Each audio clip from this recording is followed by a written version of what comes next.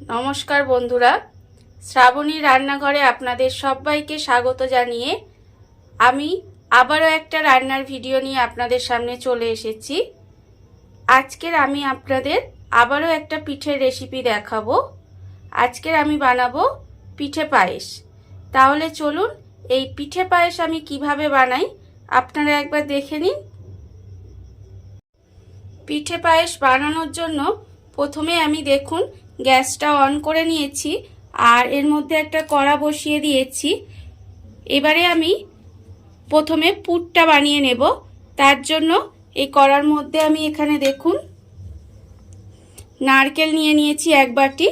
নারকেলটা আমি এর মধ্যে দিয়ে দেব, দিয়ে আর এর মধ্যে আমি নিয়েছি দেখুন পাটালি গুড়।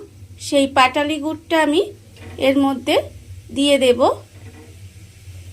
এক বাটি নারকেলের মধ্যে আমি প্রায় 100 গ্রাম মতো পাটালি গুড় দিয়ে দেব। দিয়ে এটা ভালোভাবে নেড়ে একটা পুর বানিয়ে নিতে হবে। পিঠে পায়েসের যে পিঠেটা হবে তার ভিতরের যে পুরটা প্রথমে আমাকে বানাতে হবে। এইবারে আমি এই গ্যাসটা কমিয়ে দিয়ে কিছুক্ষণ নাড়ার ফলে এই গুড়টা গলে যাবে, গলে গিয়ে সুন্দরভাবে একটা পুর তৈরি হয়ে যাবে। আপনারা দেখতেই পাবেন। দেখুন আপনারা পুরটা আমার রেডি হয়ে গেছে। এইবারে পুরটাকে আমি নামিয়ে নেব, নামিয়ে একটু ঠান্ডা করে নেব। দেখুন আপনারা পুরটা আমি ঢেলে নিয়েছি, ঢেলে পুরটাকে আমি একটু ঠান্ডা হতে দিয়েছি। আর অন্যদিকে দেখুন আমি আর একটা কড়া বসিয়ে নিয়েছি। এইবারে আমি যে পিঠেটা সেই পিঠেটা বানানোর জন্য এবারে আমি চালের গুঁড়ি নিয়েছি।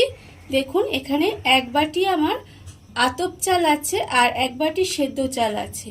কারণ অনেক সময় দেখবেন যে পিঠে পায়েস করার সময় পিঠেগুলো শক্ত হয়ে যায়। এই আতপ চাল আর সিদ্ধ চাল যদি সমানভাবে দেওয়া যায় তাহলে কিন্তু পিঠেগুলো আর শক্ত হবে না, নরম থাকবে। এইবারে আমি এই চালের গুঁড়িগুলো কড়ার মধ্যে দিয়ে দিলাম, দিয়ে এবারে গুঁড়িটাকে আমি প্রথমে একটু ভেজে নেব। দেখুন এইভাবে কিন্তু গুঁড়িটাকে আমার ভালো করে ভেজে নিতে হবে। গ্যাসটা কমিয়ে দিতে হবে, কমিয়ে দিয়ে এইভাবে নাড়াচাড়া করলে বেশ কিছুক্ষণ দেখবেন গুঁড়িটা ভাজা হয়ে যাবে। দেখুন আপনারা গুঁড়িটা দিয়ে এইভাবে 2 থেকে 3 মিনিটের মতো নাড়াচাড়া করলে গুঁড়িটা আমার ভাজা হয়ে যাবে। আপনারা কি করে বুঝবেন যে গুঁড়িটা ভাজা হয়ে গেছে? গুঁড়িটা যখন আপনারা দেবেন দেখবেন নাড়ার সময় একটু ভারী ভারী লাগবে, আর যখন দেখবেন ভাজা হয়ে গেছে তখন কিন্তু যত ভাজা হয়ে যাবে গুঁড়িটা হালকা হয়ে যাবে, 1 নম্বর। দ্বিতীয় হচ্ছে গুঁড়িটা কিন্তু লালচে হয়ে যাবে ভাজার পর। আর আরেক নম্বর হচ্ছে গুঁড়িটা হচ্ছে থেকে একটা সুন্দর গন্ধ বেরোবে ভাজার, তাহলে বুঝবেন আপনারা যে গুঁড়িটা ভাজা হয়ে গেছে। এবারে আমি গুঁড়িটাকে ঢেলে আলাদা করে রেখে দেব। দেখুন আপনারা গুঁড়িটা আমার ভাজা হয়ে গেছে। এইবারে আমি কড়ার মধ্যে জল দিয়ে দেব। দেখুন অল্প পরিমাণে জল দেব। এইবারে আমি কিন্তু জলটাকে আগে ফুটিয়ে নেব। ফুটিয়ে নেব মানে একদম টকবক করে ফুটবে সেরকম কিন্তু জলটাকে আমার প্রথমে করতে হবে। এবারে এই জলের মধ্যে আমি অল্প পরিমাণে নুন দিয়ে দেব। দেখুন খুব সামান্য পরিমাণে নুন দেব, দিয়ে এবার জলটাকে আমি খুব ভালোভাবে ফুটিয়ে নেব। জলটা আমার ভালোভাবে ফুটে গেছে, আপনারা দেখতেই পাচ্ছেন। খুব ভালোভাবে কিন্তু জলটাকে ফুটিয়ে নিতে হবে। এইবারে এই ফুটন্ত জলের মধ্যে আমি যে চালের গুঁড়িটা ভেজে রেখেছিলাম সেই চালের গুঁড়িটা সব দিয়ে দেব। দেখুন এইভাবে চালের গুঁড়িটা আমাকে দিয়ে দিতে হবে। দিয়ে গ্যাসটা কমিয়ে দিয়ে ভালোভাবে খুন্তির সাহায্যে কিন্তু এটা মিশিয়ে একটা মণ্ড তৈরি করে নিতে হবে। দেখুন এইভাবে মিশিয়ে মিশিয়ে কিন্তু ভালো করে মণ্ডটা তৈরি করতে হবে। ফুটন্ত জলের মধ্যে চালের গুঁড়িটা দিয়ে এইভাবে খুন্তি দিয়ে ভালোভাবে একটু নাড়াচাড়া করে নিতে হবে। নাড়াচাড়া করে নিয়ে এবারে আমি দেখুন ঠিক এরকম হবে। আমি এবার এটাকে নামিয়ে নেব। নামিয়ে হাত দিয়ে কিন্তু একটু ঠান্ডা হলে ভালোভাবে মেখে নিতে হবে। মাখলে দেখবেন একটা মণ্ড তৈরি হয়ে যাবে। চালের গুঁড়িটা থালায় নামিয়ে দিয়ে একটু ঠান্ডা হতে আমি কিন্তু ভালোভাবে হাত দিয়ে মাখিয়ে নিয়েছি। দেখুন এরকম একটা মণ্ড তৈরি হয়ে গেছে। এইবারে এর থেকে পিঠেগুলো আমি গড়ে নেব। প্রথমে দেখুন এরকম ছোট ছোট করে আমাকে পিঠেগুলো বানাতে হবে। প্রথমে আমি এইভাবে হাতের সাহায্যে গোল করে নেব। এইভাবে আমি গোল করে নিলাম। দেখুন এবারে এরকম করে আমাকে একটা প্রথমে বাটির শেপ দিতে হবে। আপনারা দেখতেই পাচ্ছেন যে এইভাবে কিন্তু প্রথমে পিঠেগুলোকে বাটির মতো শেপ দিয়ে নেব। এইবার এর ভিতরে আমাকে নারকেলের পুর দিতে হবে। যে নারকেলের আর পাটালি গুড় দিয়ে পুরটা বানিয়ে রেখেছিলাম, পাটালি গুড় বলুন বা নলেন গুড় যেটাই বলুন, সেটা দিয়ে কিন্তু এইভাবে পুরটা বানিয়েছিলাম। সেই পুরটা আমি এর মধ্যে দিয়ে দেব। দিয়ে এইবারে এর মুখটা দেখুন এইভাবে বন্ধ করে দিলাম। খুব ভালোভাবে কিন্তু মুখটা বন্ধ করে দিতে হবে। এইভাবে বন্ধ করে দিলাম। এইবারে দুদিক থেকে এইভাবে মুড়ে দেব। আপনারা দেখুন এইভাবে মুড়ে দিয়েছি। দিয়ে হাত দিয়ে এইভাবে দেখুন কত সুন্দর পিঠেটা বানানো হয়ে গেল। এইরকম করে আমি আবারও একটা পিঠে আপনাদের বানিয়ে দেখাচ্ছি। দেখুন আমি কিন্তু খুব বড় বড় করব না, একটু ছোট ছোট করব। করলে কি দেখতে একটু সুন্দর লাগে।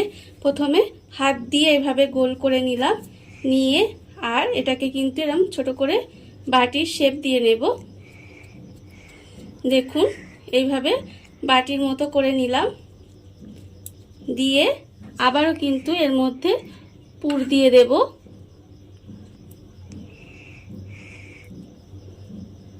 দেখুন আপনারা এর মধ্যে পুর দিয়ে দিলাম।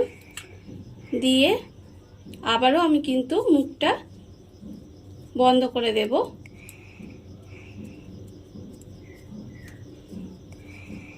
দেখুন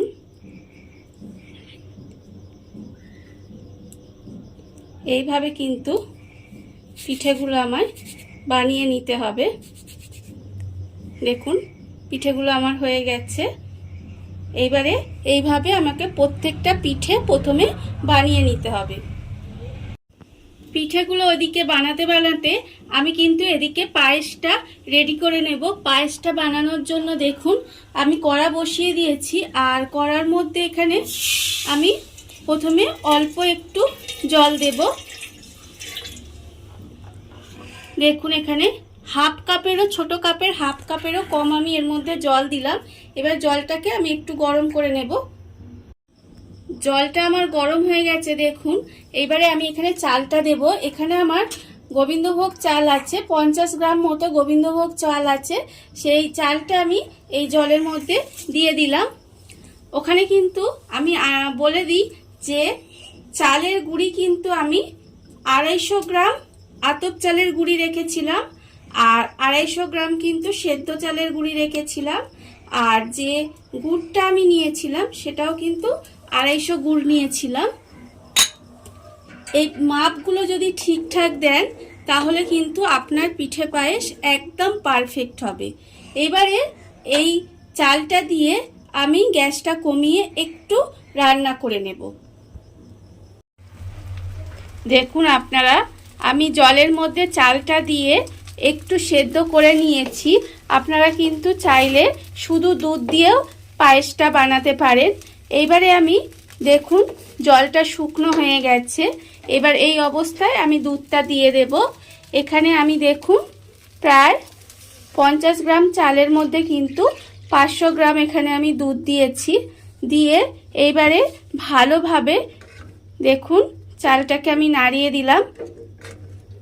দিয়ে গ্যাসটা কমিয়ে এবার পায়েসটা আমাকে হতে দিতে হবে। দেখুন এইভাবে কিছুক্ষণ আমাকে রান্না হতে দিতে হবে।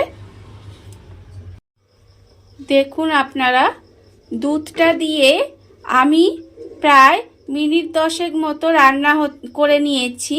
করে নেওয়ার ফলে দেখুন এই সময় গ্যাসটা কিন্তু আমি লোতে রেখেছিলাম। আর রান্না করে নেওয়ার ফলে চালটা আমার দেখুন সেদ্ধ হয়ে গেছে। আর এবারে আমি এর মধ্যে গুড়টা দিয়ে দেব। যে বাকি পাটালি গুড়টা ছিল সেই গুড়টা আমি এর মধ্যে দিয়ে দেব। আর একটা কথা বলি যে চালটা সেদ্ধ হলে তবে কিন্তু গুড়টা দেবেন, তার আগে কিন্তু গুড়টা দেবেন না, তাহলে কিন্তু চালটা কিন্তু শক্তই থেকে যাবে আর গলে যাবে না।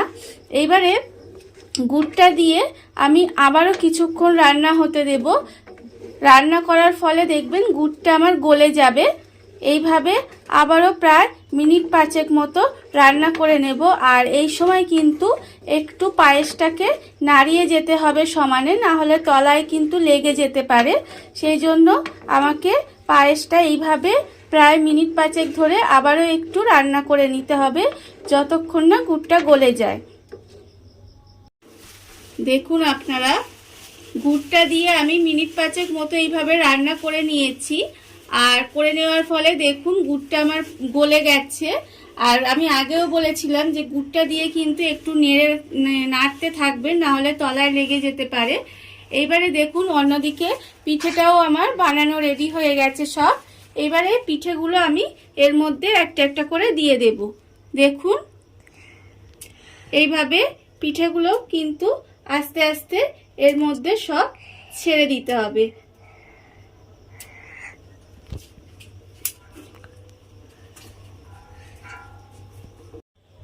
পিঠেগুলো আমি সব এর মধ্যে দিয়ে দিয়েছি। দেখুন এবারে আস্তে আস্তে পিঠেগুলোকে একটু নাড়িয়ে চাড়িয়ে দিতে হবে। দেখুন, আর পিঠেগুলো দিয়ে কিন্তু আমি অনেকক্ষণ ফোটাবো না। পিঠেগুলো দিয়ে আমি প্রায় 5 থেকে 7 মিনিট একটু রান্না হতে দেবো। আর পিঠেগুলোকে একটু এদিক ওদিক করে নেব, নিলে দেখবেন পিঠেগুলো আমার রান্না হয়ে যাবে। আপনারা দেখলেই বুঝতে পারবেন। এইভাবে পিঠেগুলো দিয়ে উল্টে পাল্টে একটু নাড়াচাড়া করে আর গ্যাসটা কমিয়ে একটু কিন্তু এটাকে রান্না হতে দিতে হবে। আর পিঠেগুলোকে যদি আমি খুব বেশিক্ষণ ধরে ফোটাই তাহলেও কিন্তু পিঠেগুলো শক্ত হয়ে যাবে। তাই যেভাবে আমি করছি সেইভাবে আপনারা দেখে করবেন, তাহলে দেখবেন পিঠে পায়েসের পিঠে একদম শক্তও হবে না আর খেতেও ভীষণ সুন্দর হবে। এইভাবে পিঠেটাকে আমি প্রায় একটু মিনিট 5 মতো রান্না করে নেব। দেখুন আপনারা, পিঠেগুলো দিয়ে আমি প্রায় 5 থেকে 7 মিনিট ভালোভাবে কিন্তু রান্না করে নিয়েছি। রান্না করে নেওয়ার ফলে আপনারা দেখতেই পাচ্ছেন যে পিঠের কালারগুলো কিন্তু চেঞ্জ হয়ে গেছে।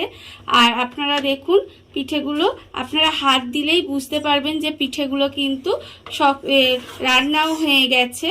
এইবারে আমি দেখুন আমার পিঠে পায়েস রেডি হয়ে গেছে। গ্যাসটা আমি কিন্তু অফ করে দেব। আর গ্যাসটা অফ করে দিয়ে আমি এর ওপর থেকে দেখুন খেজুরের গুড় রেখেছি, সেই খেজুরের গুড়টা ওপর থেকে একটু ছড়িয়ে দেব। দিলে কি হবে, এর সেন্টটা খুব সুন্দর হবে, গন্ধটাও যেমন খেতে ভালো হবে আর গন্ধটাও যেমন সুন্দর হবে আর খেতেও সেরকম ভালো হবে। সেই জন্য আমি ওপর থেকে একটু খেজুরের গুড় ছড়িয়ে দিলাম। দিয়ে এইবারে ঢাকা দিয়ে একটু রেখে দেবো। রেখে দিলেই কিন্তু আমার রান্না রেডি হয়ে যাবে। দেখুন বন্ধুরা, পিঠে পায়েস আমার রেডি হয়ে গেছে। আপনারা দেখতেই পাচ্ছেন যে পিঠে পায়েসটা কত সুন্দর হয়েছে। আর এটা আপনারা শীতকালে বাড়িতে বানাবেন, দেখবেন সবাই খুব খুশি হবে। আর এই ভিডিওটা যদি আপনাদের ভালো লেগে থাকে তাহলে লাইক করবেন, কমেন্ট করবেন আর সাবস্ক্রাইব করবেন আমার চ্যানেলকে। আজ এই পর্যন্ত, নমস্কার।